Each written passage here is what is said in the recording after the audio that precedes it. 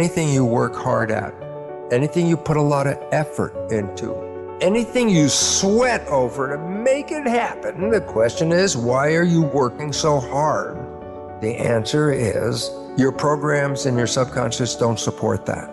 And what we have to do in order to get to that place where we can take the keys and unlock the self-imposed prisons, or the prisons that we have given ourselves on the basis of what we have come to believe is our limitations, what we can and can't do.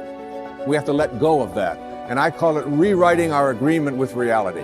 We literally have to make a whole new contract with what it is that I perceive to be what is possible for me.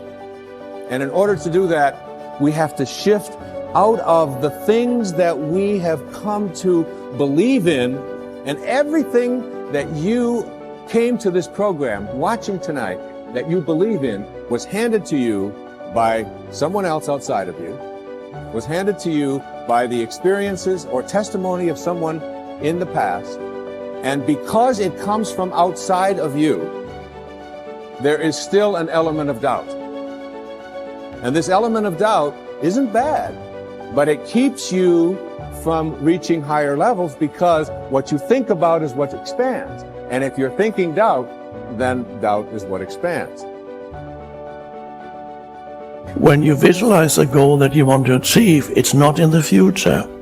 If you, this is to do with manifesting. When you want to manifest something, it doesn't work very well when you think, I will be famous, I need to be famous, I want to be famous. Not good for manifestation.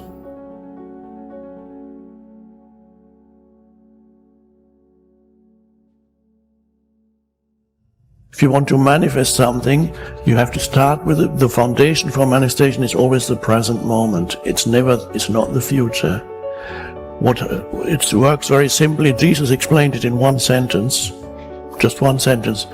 Whenever you pray for something, believe that you have received it and it will be given to you.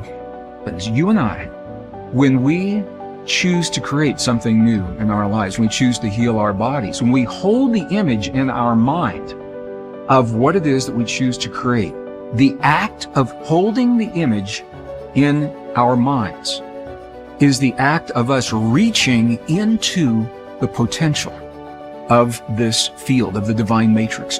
We're literally reaching in on an energetic level in the presence of all of these possibilities. And we're finding the one that we now have created to focus upon. It's pulsing in place. That is the secret to creating in the divine matrix. That's the secret to reaching in to the potential, grabbing that potential in your life and isolating that potential and making it into something that is real.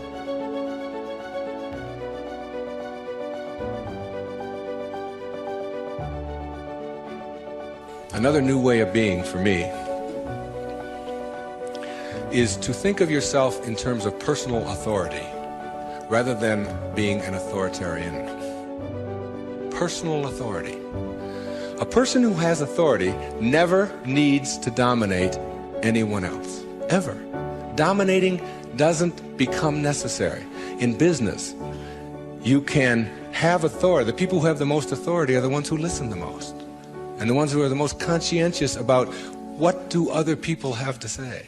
A person in a relationship who has to dominate somebody else and has to make the other person submissive shows that they don't have authority, because they're getting their power not from within for themselves, but on the basis of who they can control.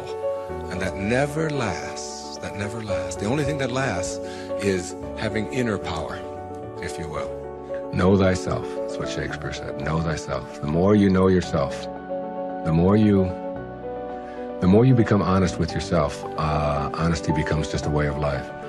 No, I don't think the world necessarily does, but you can't run your world. You can't run your world based upon what the rest of the people in the world want or don't want. To me, honesty is like, it's a karma that goes out into the world. How people treat you in the world is their karma. How you react is yours.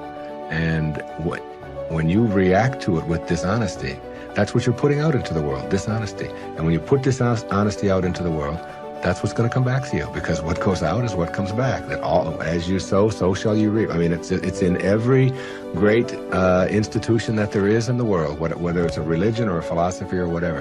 What you put out is what comes back. Whatever you plant is what you're going to get back. And the more that you put out honesty, just because it's what you are, because you are being honesty, you're not trying to be honest, you are just being honesty, then that's what will come back to you on a regular basis. And when it doesn't, you'll just see that as another test for you to pass. And finally, a fifth way of being that is new, for me, it has become a way of life. It's called serenity instead of acquisitions. The more you try to acquire, the more you try to get, the more you try to collect in your life and evaluate yourself on the basis of that, the less serenity you're going to have. More is less. It's almost a secret of the universe. Serenity means inner peace. It means that you can find joy in every moment that you have in your life instead of always looking for it. It means that while you are driving along the countryside, and seeing, instead of saying, I'm on my way to this point, that you can open your eyes and see it with new eyes. See the rolling mountains, see the grass, see the deer, see the sky.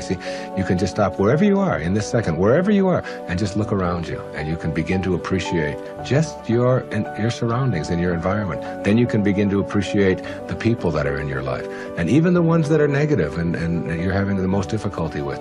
You can practice a new way of being with them, which is sending them love, sending them flowers, send them books, send them a tape, send them something, and just see what kind of reaction that you get. Super emotional health is just an attitude. An attitude is everything. You have a choice. You can choose to stay stuck and bitter, or you can do yourself a favor by willingly forgiving the past and let it go, and then move on to create a joyous, fulfilling life. You have the freedom to make your life anything you want it to be, because you have freedom of choice. Let's talk about prosperity or wealth, however you want to look at it. You can never create prosperity by talking or thinking about your lack of money. This is wasted thinking and cannot bring you abundance. Dwelling on lack only creates more lack. Poverty thinking brings more poverty, and gratitude thinking brings abundance. There are a few affirmations and attitudes that are guaranteed to keep prosperity beyond reach.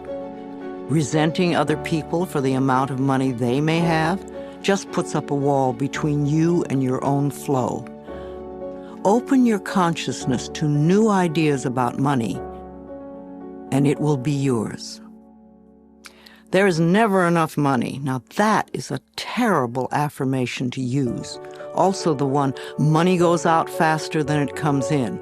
This is poverty thinking of the worst kind. The universe can only respond to what you believe about yourself and about life. Examine whatever negative thoughts you have about money, and then decide to release them and let them go. They have not served you well in the past and will not serve you well in the future.